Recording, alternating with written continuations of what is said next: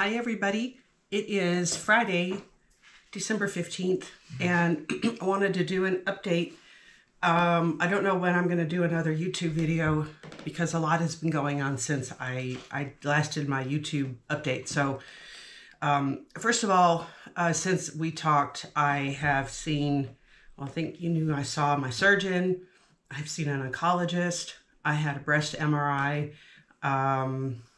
more genetic testing on the tumor, it's HER2 negative, which was a good thing, but I had my MRI and they discovered that the tumor was larger than it appeared on the ultrasound. And also there's some other markers that they test, and they do some other testing, and based on all of that result, that it has been decided that I'm going to start chemo first, and they call it neoadjuvant therapy. And the goal is to hopefully shrink the tumor, stop the growth, obviously, and shrink the tumor, and then eventually we'll have surgery. And surgery is most definitely going to happen. It just was a matter of whether I was going to do it before chemo or after. So going to do the chemo first. The chemo is 5 months. I will start it after Christmas, right after Christmas. I get what's called a Mediport put into my chest. That's going to happen on Monday, and that's where they will actually do the chemo. And I'll probably, as time goes along, I'll do some videos. We'll see, probably. Anyway, so we will have that done, and then there's some other testing that I have to have done next week, blood tests. I'll see my oncologist, who's amazing, actually, and I have a really great team. I couldn't be in better hands. I'm I feel very confident. They feel very confident. We'll get through this, and they are talking cure, not just treatment, which is very very heartening, but it's just going to take some time. So for the first 2 months, I'll have chemo, and it's a little bit of a cocktail that they give you the first 2 months every 2 weeks. And then the next 3 months, it'll be once a week. And so really from, I'd say, January through the end of May, will be occupied with my chemotherapy appointments.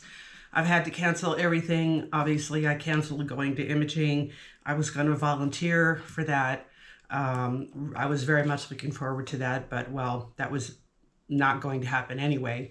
And then I just yesterday canceled my volunteering to be a wrangler for Texas school, and that was hard.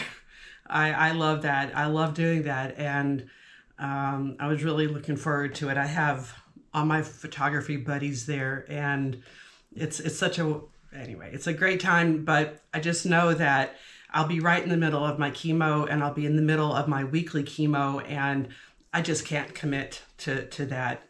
So anyway, my calendar is basically cleared for 2024, and that's what is going to happen. Is we're going to be occupied with getting me well and better. So then after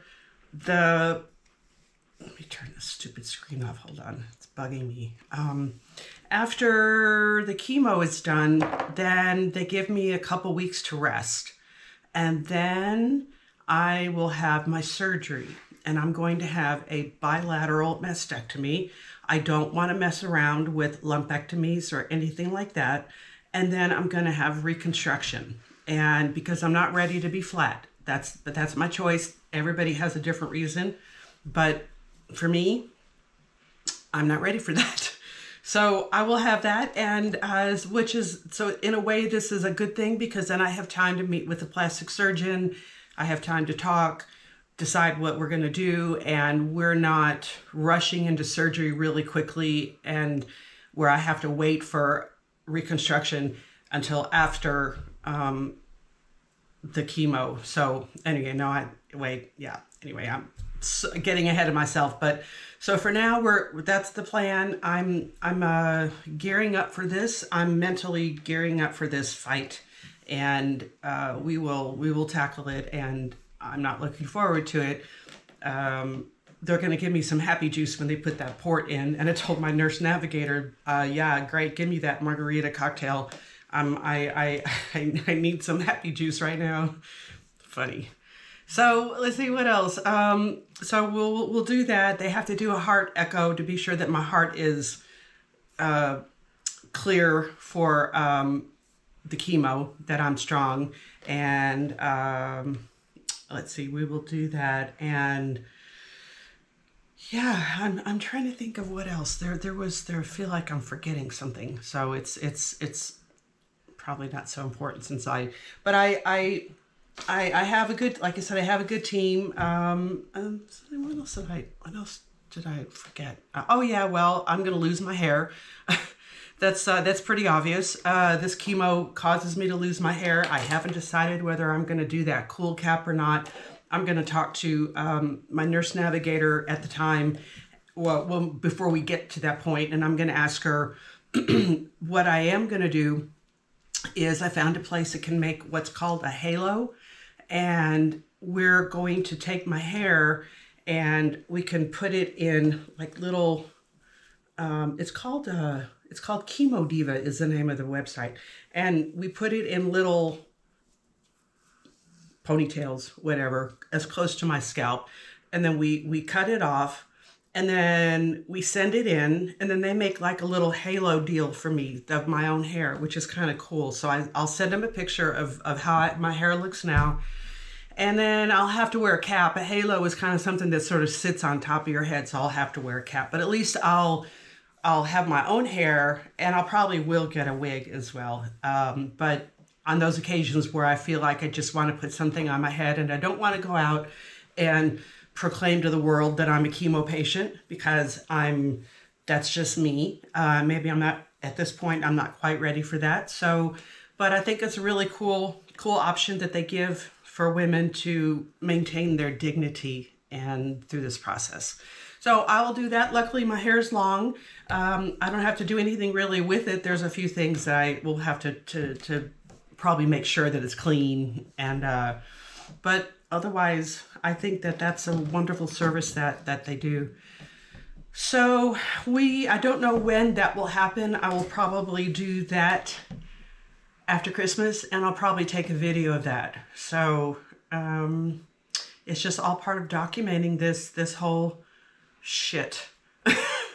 There's just no other way to say it. I mean, it's really just, it's a shit show. But oh, and I got this really fun book, and I'm gonna love. This is my little journal, and that's gonna be really great. And whoops, why isn't this thing on? Anyway, I know it's on, but so you can see it.